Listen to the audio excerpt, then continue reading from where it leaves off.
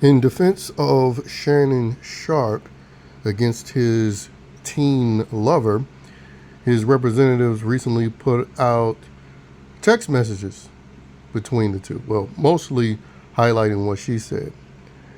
And the words stating, quote, put a big black baby in me was throughout the text messages. It also revealed that apparently Shannon Sharpe likes to get ate out from the back. A fruit booty thing that it seems like a lot of Negroes are into. But anyway, the whole talk about put a black baby in me. And by the way, this isn't a so-called white woman. This is a Spanish woman. I just found that out. Kind of like the Jonathan Majors. I was calling her a white woman. In fact, it was a Middle Eastern woman. But we know with Negroes who use, the crayon box as identities for race, they see the skin color and they just say white. But anyway, this Spanish woman that Shannon Sharpe probably thought was a white woman, she's only expressing things that clearly turned Shannon Sharpe on. Someone did a count. It was like 64 times where she talked about putting a big black baby in her. And this is something that I talked about on my previous channel that, got deleted by YouTube, where these pro-blacks love the race play, sex play. In fact, not too long ago, and I think it might be still currently running, there was a whole Broadway play called Slave Play, which celebrities like Harry Styles and Rihanna attended to watch a play which was essentially about fetishizing sex with slavery. And again, it's my observation that's part of the reason why liberal Negroes love to play victims to woke whites, and why woke whites like to enable that victimhood. A lot of it has to do with it's a sex thing. You have woke whites who have the cuckold mentality, especially woke white males. And then you have liberal Negroes that like to feel oppressed, but also feel like they're rebelling against oppression. And they're doing the most dastardly deed that you can imagine. They're actually banging their oppressor. Like, I wouldn't be surprised if Shannon Sharpe encourages this teen girl who's now 20, but you look at the years and see what her age is now. He's been hooking up with her since she was a teen. But anyway, and again, I only give him crap about that because him being a liberal man, you can guarantee you he would criticize if people didn't know his secret. When people didn't know his secret, he would criticize like liberal men do to other men who aren't liberal about being with younger women, particularly if they're 18 or 19. Meanwhile, they're engaging in that activity. But anyway, I wouldn't be shocked if he wasn't encouraging her to call him the N-word. And that's the thing that I've been saying for years now on YouTube.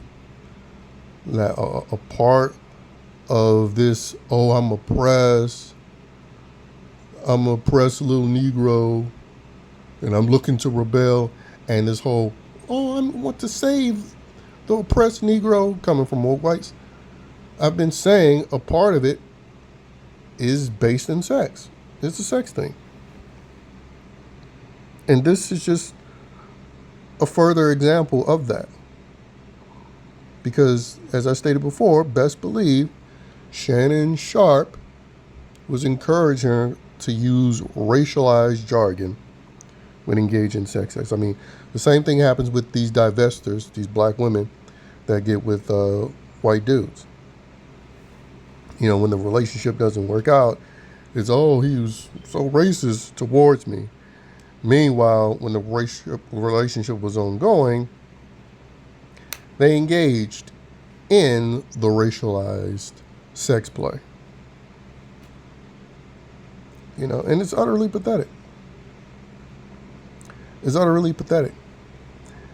And it's why,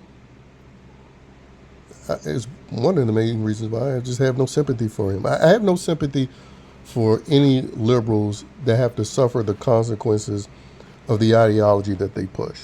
So when it's woke whites getting robbed, assaulted, or worse by POC thugs, they deserve it because they advocate for that nonsense. And when it's feminist men getting accused, especially when they're innocent, again, no sympathy for them because that's the ideology that they support. I'm a full believer that people deserve to suffer the consequences of the ideology that they try to push on the rest of us. Unfortunately, their ideology affects us all, but in an ideal world, they would be the only ones hit by their ideology. And Shannon Sharpe is just another example of that. And also, he's another example exposing the sex, race, slave play that liberal Negroes love to engage in.